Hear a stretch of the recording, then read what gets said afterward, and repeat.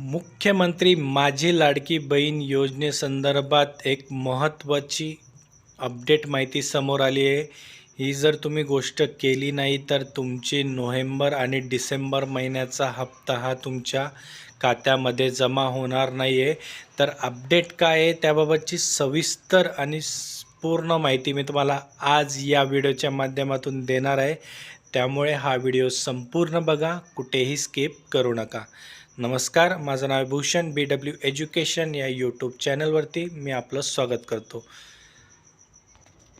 जर तुम्ही अजून आपल्या चॅनलला सबस्क्राईब केलं नसेल तर चॅनलला सबस्क्राईब करून घ्या आणि बाजूला दिलेल्या बेल आयकॉनला प्रेस करायला विसरू नका.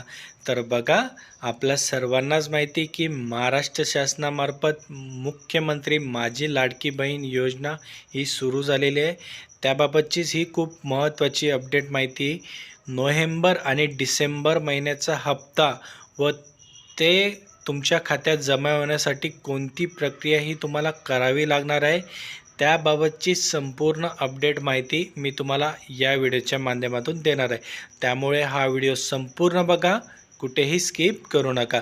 तर आपल्या सर्वांनाच माहिती की महाराष्ट्र शासनामार्फत मुख्यमंत्री लाडकी बहीण योजनेअंतर्गत महिला वर्गास 1,500 रुपये महिना हा देण्यात येतो. त्यामध्येच विविध प्रकारचे बदल हे वेळोवेळी करण्यात आलेले आहे व ऑक्टोंबर महिन्यापासून माननीय महिला व बाल विकास मंत्री आदिती तटकरे यांनी KYC करण्यास सांगितलेले होते. 18 नोव्हेंबरपर्यंत ही KYC करणे बंधनकारक होते. पण आता महिला वर्गासाठी एक खूप आनंदाची बातमी आहे. राज्यात अनेक ठिकाणी असलेल्या नैसर्गिक आपत्ती व इतर अडचणींमुळे अनेक लाडक्या बहिणींनी KYC पूर्ण करणे शक्य झालेले नाही.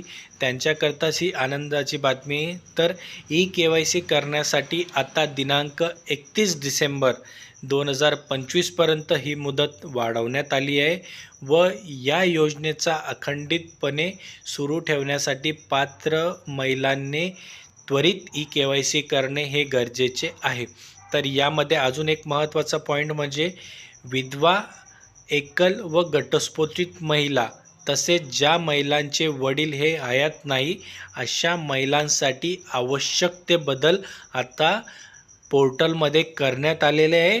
त्यांच्यासाठी सुद्धा खूप महत्त्वाची माहिती, कारण की यापूर्वी विधवा किंवा घटस्फोटित किंवा ज्यांचे वडील हयात नाही आहे त्यांच्यासाठी पोर्टलमध्ये कोणत्याही प्रकारचा ऑप्शन नव्हता. त्यामुळे त्यांना KYC ही करता येत नव्हती. आता ते आवश्यक हे बदलसुद्धा केलेले आहेत. त्यामुळे आता ते सुद्धा ही KYC प्रक्रिया पूर्ण करू शकणार आहे.